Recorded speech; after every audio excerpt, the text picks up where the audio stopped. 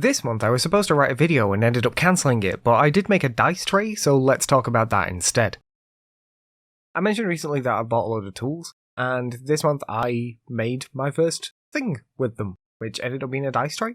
So I've already spoken a lot about this because I spoke about it in the video, which you can go watch, but I've really wanted a dice tray for quite a while, just because we play a lot of games. If you remember, I've been talking about all the different board games I've bought over the last few months. We've even bought even more of them and just never got around to playing them. Like, I bought a version of Risk, but it turns out it's not a version of Risk we actually want to play, so I've ended up just with this Risk I'm never going to touch, which is kind of annoying, but whatever. It's kind of besides the point at the moment.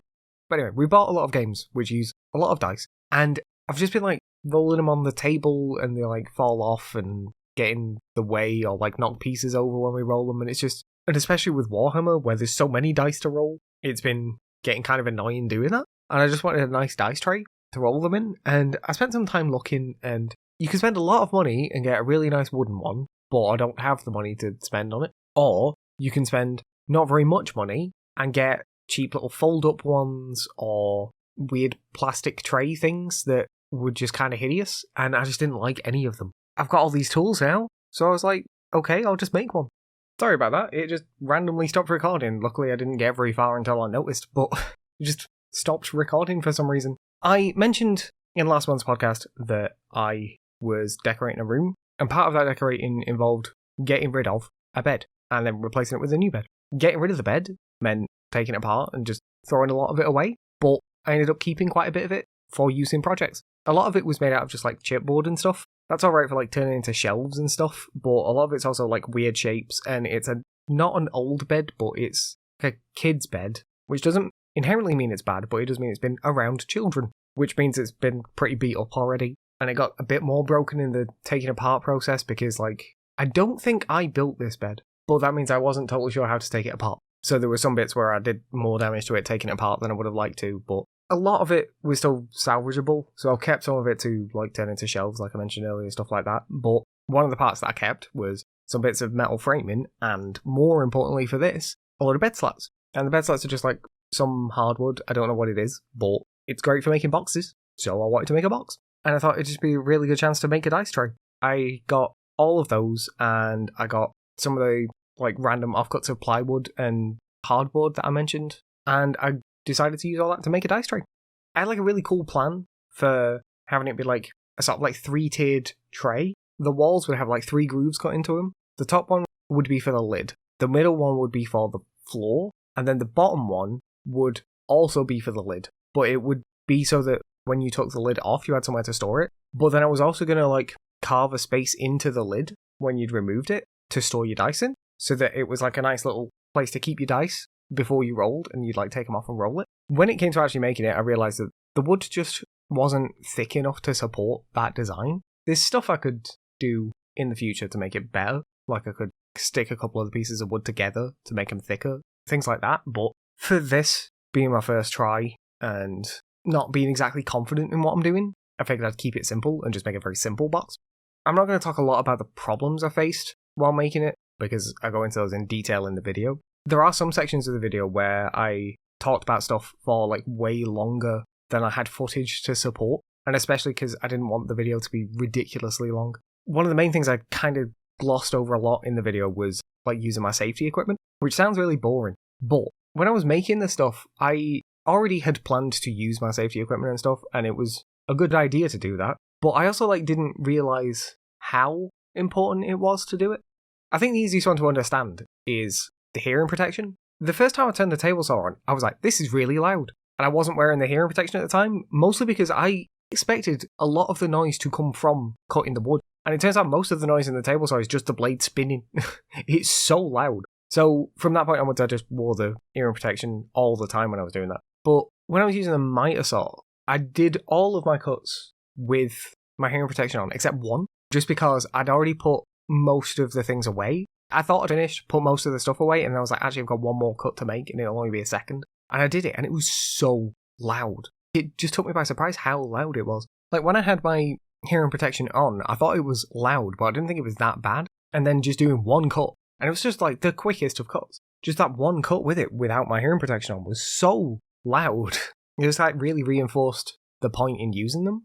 And then after that is the mask. I feel like when you're watching the video, like, it looks kind of stupid wearing all this stuff, but I've already got kind of like fucked up lungs, because when I was younger, I had what's called a spontaneous pneumothorax, which is where, luckily for me, it was only part of. Pneumothorax is where your lungs collapse, and a spontaneous one is when it just happens for no reason. I was literally sat in my maths class one day, and then the top half of my left lung just collapsed, and I have no idea why, and it was incredibly painful, and it took weeks to recover from, because the usual way of fixing a pneumothorax is you get like a really big needle, and you just jab it between someone's ribs, and it releases the air from the chest cavity. When your lung collapses, it's weird, it's not actually that big of a deal. I mean, I realise that kind of like underplays it, like you'd die if you just left it, but what I mean is like, the lung actually doesn't really get that damaged. The issue isn't that your lung bursts. The issue is that once it bursts, it lets all the air out. So what happens is that if you think of your lungs as like a big balloon, when they inflate, they let the air in, and then they deflate and the air comes out. When they burst, what happens is all the air rushes out of the hole. And like, when you burst a balloon in space, it just goes out into the air, doesn't it? But when it bursts inside you, all of the air that was inside the lungs is now inside the chest cavity. And that means that the lungs can't inflate again. So that's why it's such a big deal. The lungs themselves actually heal very quickly. Like, they seal themselves shut from the burst, like, very quickly, and you can actually just go back to using them pretty quickly. It's surprisingly easy. But the chest cavity has no way of dispersing the air. And it does slowly go, but not quick enough for you to be able to survive if you had a full pneumothorax happen. So the way to fix that, like I say, is to get a really big needle, stab it into the chest cavity, and the air just comes out, and then you're okay, and you can breathe again. Now, I was lucky in that it was only a partial collapse, but I was unlucky because of where it was. So where it was the top left side of my chest. And what that means is that on the front side, you've got your heart, so you can't put the needle through there, and on the back side, you've got your shoulder blade, so you can't put the needle through there, which means I had to just wait. I had to just wait, and it was like 2 months solid of just not being able to breathe properly. And it's not just a matter of not being able to breathe, because it hurts. It hurts every time you breathe. You just get like stabbing pains inside your chest every time you breathe, because the air is like pushing around inside you, and like, it really is incredibly painful. And it was just like that for weeks, and I just had to wait for it to go. The point of all this is to say that I take my lungs quite seriously. I have surprisingly good breath control now. Like, a lot of that comes from singing. Like, I sing a lot. That gives you really good breath control. Like, I've got surprisingly good lung capacity for the amount of damage I've gone through with my lungs. But I used to just dive a lot when I was younger. I actually can't dive anymore for totally different reasons. If anyone's wondering, my ears don't pressurize, which means I can't dive. The weird thing is I'm allowed to, like, just hold my breath and dive. Basically, you need, like, to be able to pressurize your ears to get a diving certificate, to be allowed to rent diving equipment to dive. But if you go on, like, the basic diving courses, they only take you to a depth that I can get to just holding my breath anyway. So I tend to just do that. It's a bit weird, because I'll be, like, swimming around in the sea with people who are diving, and I'm just holding my breath down there for a bit. Because I also just really hate snorkeling. I'd rather just hold my breath and swim down there. But anyway, this is all completely besides the point. So I take my breath quite seriously. I take my lungs seriously. So because of that, I was already planning on using the mask, and I got the mask anyway for when I was painting, because we bought a spray machine, and that was really good. Like, it got through the room a lot quicker, but it made some mess, but that was because I wasn't sure how to use it. I'm more confident using it now, so it's all better. Anyway, besides the point again. I was using my mask when I was making all the dust. There was times when it was really obvious, where I'm like, I'm cutting wood, I need to use the mask now. But then there was other times when it was like, I just wouldn't think about it. There was times when I'd take the mask off too soon after using the wood, and dust would still be in the air, and I'd breathe it in then, and then I'd start to feel bad every time. Like, I'd sneeze constantly because of it. But there was other times when, especially when it came to the sanding, when I first did the sanding, like the clip that's in the video, I wasn't wearing the mask, and by the end of that clip, I was just like sneezing constantly, and like my eyes were running just from the amount of it, and it was so bad. And then I just cleaned myself up because I was disgusting, to be honest. I then put my mask on, and then spent the next like hour and a half sanding the box, and I was totally fine the entire time. I also did it outside after that as well, just to mitigate the dust that was inside the house. There was times when, like I say, it was really obvious when I should wear my mask, and then there were times when I didn't think it'd be a big deal, and it was a really big deal. Just how much easier it was just wearing it. It's gotten to the point where I just kind of like wearing the mask anyway now.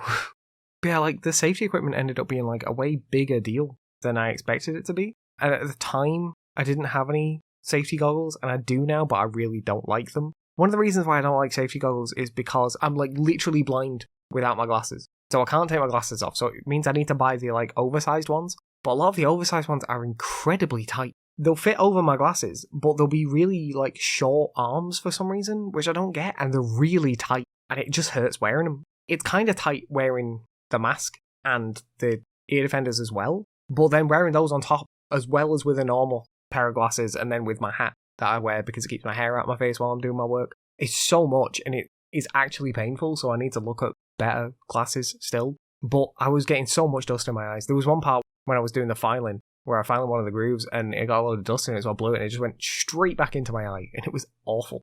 The point I'm getting at is, like, I always knew it was important to wear all this stuff, but there's a difference between, like, knowing it and, like, knowing it. You know what I mean? There's a difference between someone saying, you should do all this stuff, and then just experiencing the stuff yourself and just being like, oh yeah, it's actually really good to do this. The main problem I've got now is just clean up. The amount of dust from doing this was awful. And actually, the worst thing was the MDF. I used a sheet of MDF in making the crosscut sled that I used in the video, and the amount of dust that came from that was awful. And it was everywhere. Because MDF is like a fiberboard, so it's not like... I don't think it's exactly true, but you can imagine it's basically like a board made of glue and sawdust. So if you collected all the sawdust from everything you cut, and then just put it into like a mold with a load of glue, and like squeeze it together, that creates like a piece of MDF. It's not exactly that, but basically it's that. And that means when you cut it, it just releases like shit tons of dust everywhere. And it just plumes, and it just goes up in the air, and it's everywhere. And that was a nightmare. And that stuff was like really bad for breathing in as well. Like the hardwood isn't actually that... I wasn't actually that worried about breathing that in. Because like, yeah, it's bad, but I'm not exactly worried about it. Whereas the MDF is actually dangerous. So I was pretty worried about breathing that in. And like, I knew it was going to be bad, but I didn't realize just how bad that was going to be. But I spent my day today just cleaning the entire room. And it's not perfect, but it's a hell of a lot better than it was. I'm planning on... I've just bought like a shit ton more dust sheets. I had dust sheets and I had them up in some places. I've got more dust sheets now for up in even more places. And I'm going to make like a frame. I was thinking about making the frame to go around my table saw. But then I was like, well, that'll give me very little space to use the wood. So I figured instead of that, I'll actually build a frame for the room, essentially. And then drape dust sheets all around the edges of the room whenever I'm cutting stuff, and then take them down afterwards. I think that'll make more sense. It's more work, and it's still going to mean that the entire room needs cleaning every time. But what it will also mean is that I've got enough space to still work in, even with all the stuff, and it also means I don't have to worry about putting everything away every 5 seconds.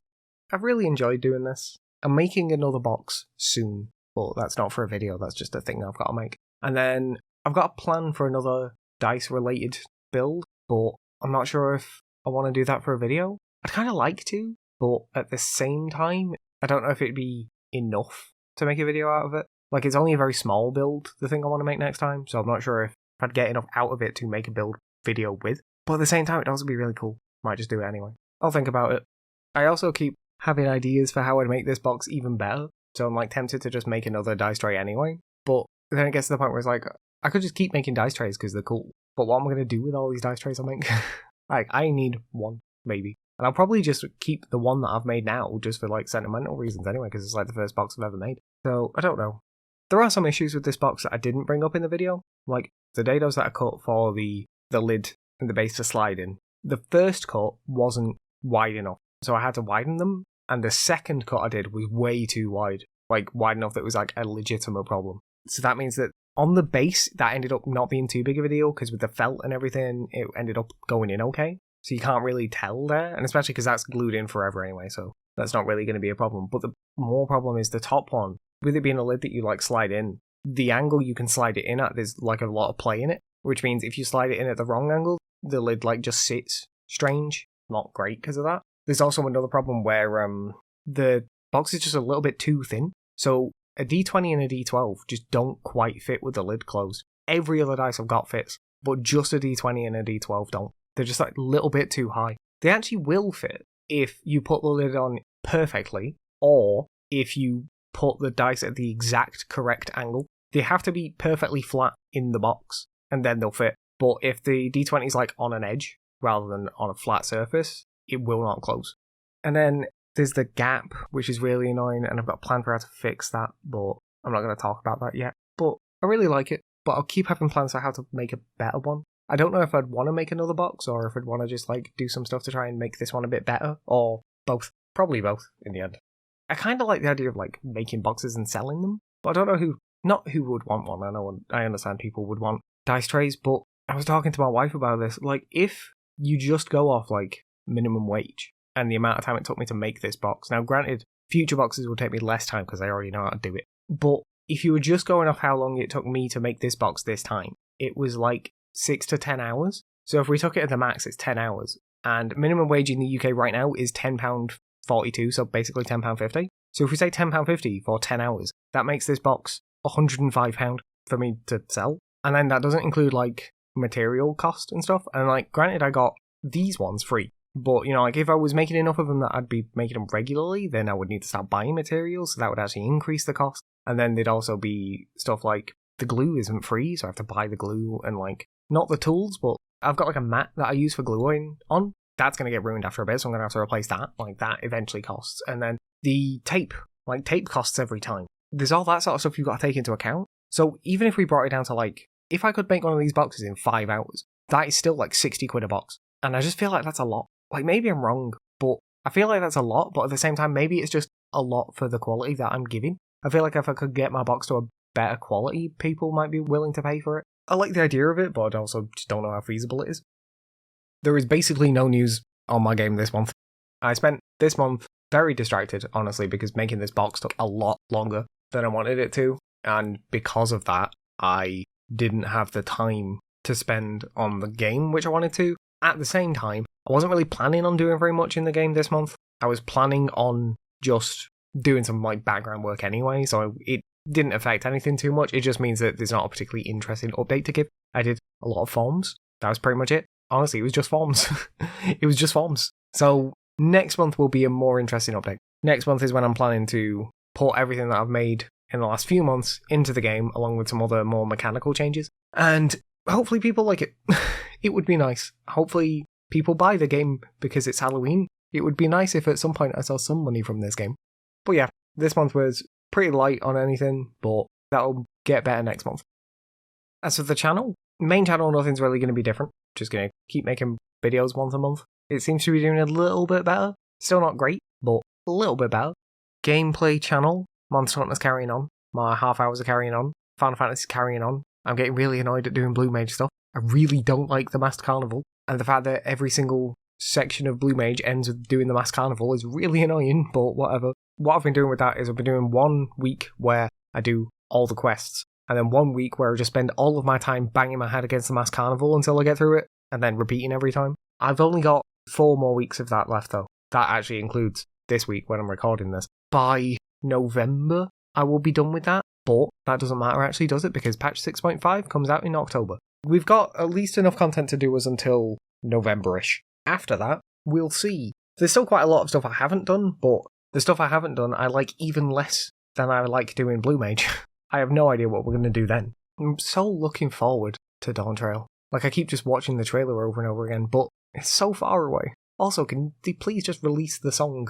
I just really want to listen to the song. But anyway, that's just going to carry on for a bit. My Here Comes Nico LP finishes this week. Next month, at the start of October, a new LP is going to start. You will be able to tell what that will be by the end of this week.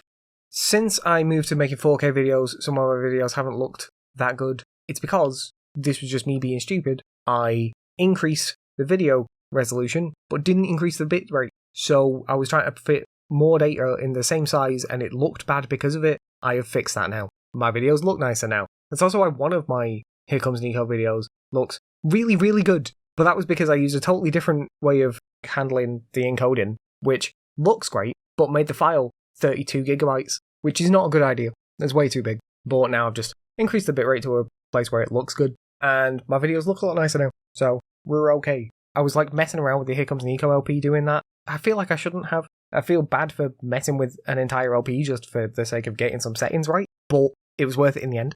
The Sentences channel, there are some changes coming up. I have been remaking all of my old sentences, like all the ones that were just on the original channel, the stuff that wasn't on TikTok, or my Sentences channel, or Instagram, or whatever. The last one of those that I'm doing, though, is Warframe, and that will be in like 2 weeks. And after that, I'm going to have to rearrange my schedule. I'm thinking of going back to more my original schedule, where I would put new sentences up on a Sunday, but I also might not. I'm not totally sure how I'm going to do it right now. For a little bit at least, I'm going to move my re-releases to Tuesday. What I've done right now is an impression, then a remake, then an impression, then a new sentence, then an impression, and then on a Sunday, a re-release. Until I'm done with the re-releases, I will be moving the re-releases from Sunday to Tuesday, so it'll now just be videos Monday to Friday and nothing on a weekend. That's what will go up on the YouTube. TikTok is just going to get nothing on a Tuesday for the moment,